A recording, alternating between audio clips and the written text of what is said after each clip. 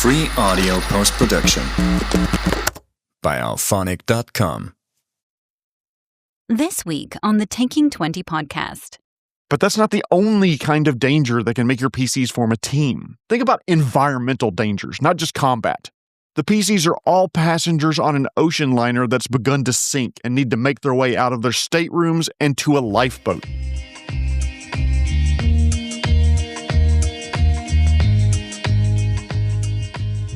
Thank you for listening to the Taking 20 podcast, episode 270, talking about tips for you to start your campaign. I want to thank this week's sponsor, Procrastination. There are a lot of people who said I'd never amount to anything because I procrastinate all the time. But well, they just need to wait and see. First off, I want to issue a huge apology to Kurt and David. You both donated to my podcast, and evidently my email notifications decided to shut off again, so I didn't get a chance to properly thank you whenever you donated. You've both donated to the podcast multiple times, and I cannot tell you how thankful I am for your generosity keeping this podcast alive. Also, a listener named Adrian gave me a great topic for a future episode for GMs about supporting absolute newbies at the table. Look for that in the near future. By the way, while we're on the topic, do you have any topics you'd like me to discuss? Send these ideas to me on the socials. The links are in the description, or email me, feedback@taking20podcast.com. This week is the beginning of a series I'm just going to call Setting Expectations. I'm part of a lot of subreddits and Discord servers and discussion forums where DMs help other DMs. All of us need help sometimes, and sometimes we're in a place where we can help others. I'm a huge proponent of iron sharpens iron, and we are better together than we would ever be alone. A lot of the problems I see posted to these various sites boil down to mismatched expectations, which is what caused me to start writing this and the next episode. So many times it's because the start of the campaign doesn't kick off an adventure properly, or the tone and setting of the campaign differs compared from players to GM, what they expect, which, by the way, is the topic for the next episode. To be fair, this is not the first time I have talked about starting campaigns. All the way back in episode 47, I talked about the need for a session 0. There'll be a link in the description and a card in the corner on the YouTube channel. Go listen to that episode if you want a lot more on that critical and often overlooked part of starting campaigns, but let me know if it's not enough, if you want more information about session 0s. Also, in session 100, called Start Anywhere But a Tavern, I encourage DMs to just do that. Be creative in the way you start your campaigns.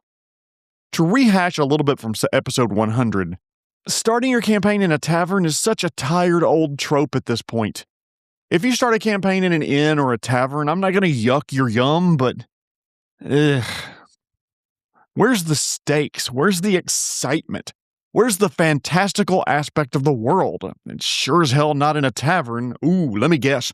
There's a mysterious, brooding, hooded figure over in the corner that everyone calls a ranger or strider or the stranger or Joe, the guy who never fucking talks to anyone and only orders cranberry juice because he probably has a UTI. Sorry. Anyway, the point being is that starting in a tavern, yes, is a convenient way to have everyone in an area together even if they don't know each other. And if you have no other choice, then sure, start in a damn tavern. Have a bar fight where the PCs start working together, cops show up, they have to flee into the night. Sound familiar? Yeah, probably, because I've started campaigns like that, and I've been a player in a lot of campaigns that started with my fighter smashing someone over the head with a tankard. All I'm saying, there are so many other choices you can make, but I'm getting ahead of myself. I want to get a little bit abstract about the start of a campaign and ask a very basic question. What's the purpose of the beginning of a campaign? At its heart, there are a few.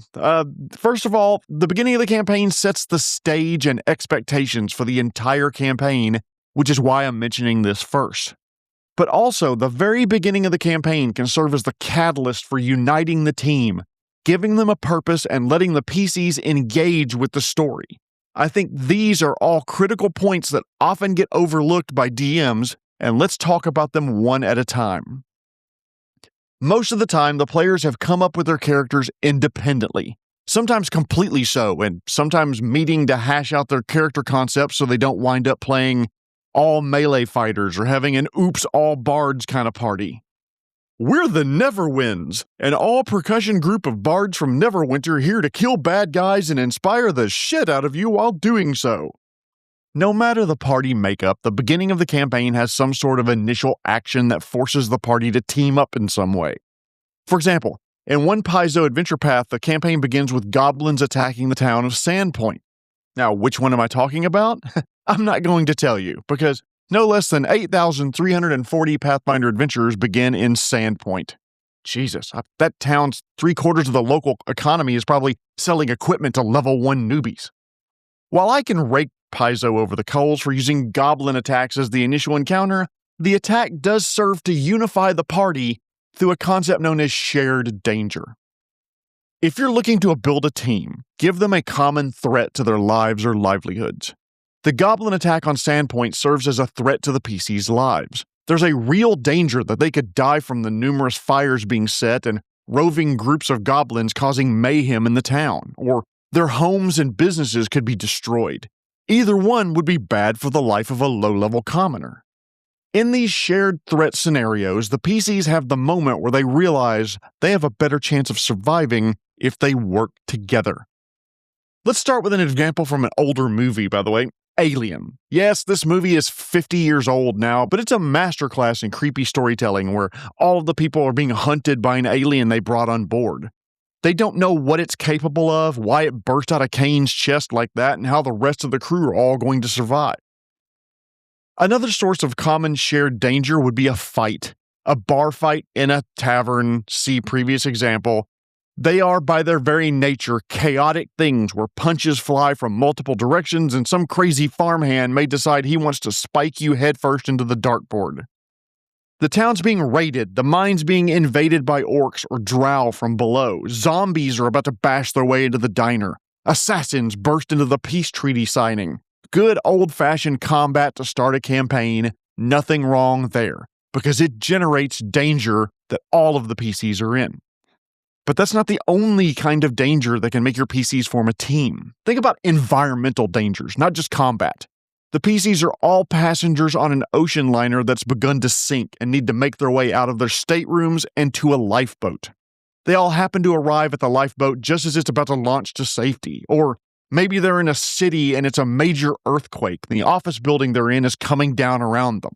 They're in a seaside town and a hurricane has slammed full force into the town of Harborville, and the PCs happen to be in the seaside tavern punching fishermen in the face. No, damn it, that's a bar fight again. The PCs have to get some townsfolk to safety before the whatever happens, the wall of water, the rising tide, the gale force winds, or whatever hit this little tavern. Damn it. Rescuing townfolk could be another type of unifying situation, though, a shared burden. Instead of starting your campaign with a shared fight, you start the campaign with the same burden placed on all of the PCs. They're all in prison. They're all in debt to someone powerful and important, like the mob or a local nobleman or the queen. They owe a massive amount of money to the same entity who offers to wipe away the debt if the PCs work together to accomplish something even bigger. They all owe more gold than they could possibly pay back, but they're capable and resourceful. And it just so happens, the Magister's crown is on display at the local library. Sure, it's guarded 24/7, and the penalty for illegal possession of this priceless artifact is probably death, but just how badly do you want to be out of debt? You can always refuse, but that means my associate Jonathan over here will show you what your entrails look like as you die. Be smart about this. One night of dangerous work and you're free of me. Yes. Look at each other and decide, do we have a deal? The party now has to work together to steal the crown and get it back to whoever the hell that handsome bad guy with the amazing voice was. Let's call him the Brigand, crime boss of the town of Dalokia. If you want a movie example, look no further than the Lord of the Rings trilogy. Yes, the ultimate responsibility is Frodo's since he is the ring bearer, but the Fellowship formed in Rivendell. The idea is that the ring can lead to the doom of all, so all contribute to its destruction. They share the burden of ensuring this ring gets destroyed, even though, yes, the Fellowship splinters about 2 months later. When it comes to building unity, misery very much loves company. More than likely, no one wants to be in debt to the brigand. He sounds like a real bastard. I mean, obviously a handsome and charming, charismatic bastard who probably wouldn't hesitate to take his vengeance should you all fail his heist, though. You're stronger together, and let's face it, stuck together. So you'll have to team up to pull this off. Do it, and you're free. From there, the party can decide what they want to do. They can continue on to the adventure proper, or maybe the brigand is the adventure.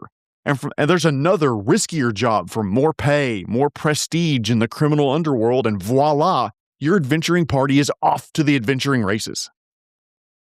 As I was writing this episode, I thought of another possible unifying trait that would be a shared purpose. It's very close to shared danger in a lot of ways, in that you can argue that shared danger represents a shared purpose, survive.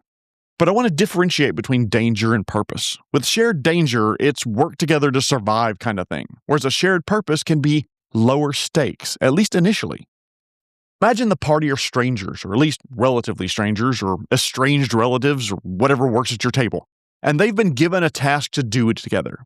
The PCs are all like 5th level, and they're starting to make a name for themselves. They all worked for the same individual, or corporation, or guild, or the Knights of Columbus, or the Watch Commander Phillips, or whatever. And they give the party the old Trunian mansion on the outskirts of town. Sure, it's dilapidated, been mostly abandoned for years, and unbeknownst to the party, but knownst to the GM, a small bandit group has been using it as a hideout for some time. But if they can clear it out, clean it up, restore the operation, the party may just have a nice base to start all their adventures from, a place to rest and recover and store all the crap that they accumulate. The party now needs to work together because they have a vested interest in working together. By doing so, they stand to benefit. Voila, instant cohesion. For example of shared purpose, by the way, think of any movie or TV series with a heist. The heist, Ocean's 11, Heat, Inside Man, Steel, probably 100 others. A team comes together, maybe because some of them know each other, but also because they are good enough to pull off this robbery or theft or item recovery or whatever it happens to be. Or you could think of the ragtag team of misfits like the Thunderbolts or Suicide Squad. They have a reason to be together, so they'll be a team until they don't have to be anymore. Most campaigns would do well to start with some sort of shared danger, shared burden, or shared purpose to kick things off in the right direction. So how should you start your campaign? To start at the very beginning, it depends on what makes the most sense for and gives the most joy to your players. Some players love combat, and if so, maybe start your campaign with some exciting in media res where the action's already taking place, and literally the first things you say is, "Welcome to the table, everybody roll initiative."